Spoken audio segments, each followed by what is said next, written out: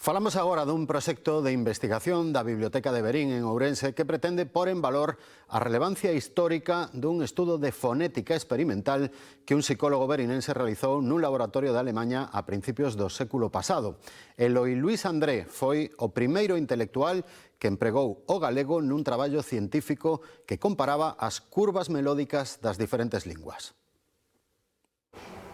Son fonogramas únicos en España, teñen máis dun 100 de anos e pertencían a Eloi Luís André, un filósofo, psicólogo e escritor ourensán que foi un dos discípulos de Wundt, o doutor alemán considerado o pai da psicoloxía experimental. Neles poden verse as ondas acústicas que obtivo cun fonautógrafo. É o son que se obtiña na gorxa, por medio dun rexistrador de sons que se situaba na larinxe e captaba as vibracións da voz. Ampliando as ondas cun microscopio para medilas, logrou realizar uns cálculos matemáticos que plasmou nunha tese doutoral sobre as curvas melódicas da fala en diferentes linguas vivas. O que pretendía o estudo era ver se era posible diferenciar as emocións a través da entonación e se as distintas linguas tiñan un perfil característico de entonación en función das emocións que expresaban. Algúns dos resultados dese traballo de fonética experimental recolleunos Wundt no seu libro máis coñecido sobre a psicoloxía dos povos.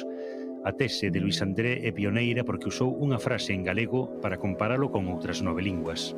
O que nos aporta é o interese histórico que ten que un rapaz de Vilar de Vós que se esforza por coñecer a psicoloxía experimental cando está en Alemaña chegue a idea de vou meter o galego entre as linguas de estudo. El é o primeiro que coloca a lingua galega dentro dun contexto científico do máximo nivel posible no seu tempo.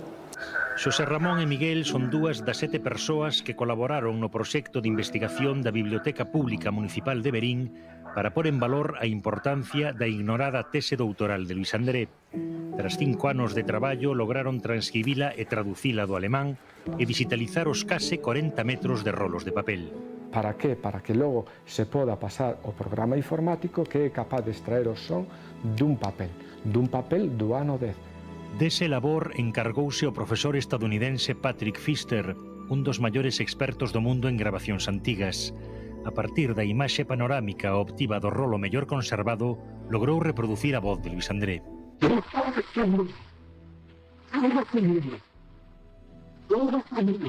É como un fantasma que ven do outro mundo, non ten nada de raro porque é unha voz de hai 113 anos. O audio é incomprensible porque a digitalización do rolo fixérona con escáneres domésticos.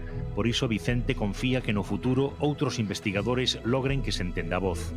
Non é o mismo o traballo feito no ano 19, 20, 21 que o que se poda facer hoxe xa aplicando inteligencia artificial, por que non?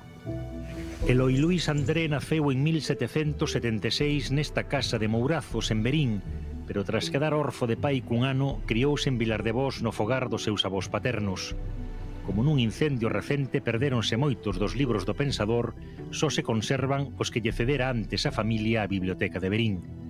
Tras morrer en Madrid en 1935, 60 anos despois trasladaron os seus restos ao cemiterio de Vilar de Vós, como era o seu desexo.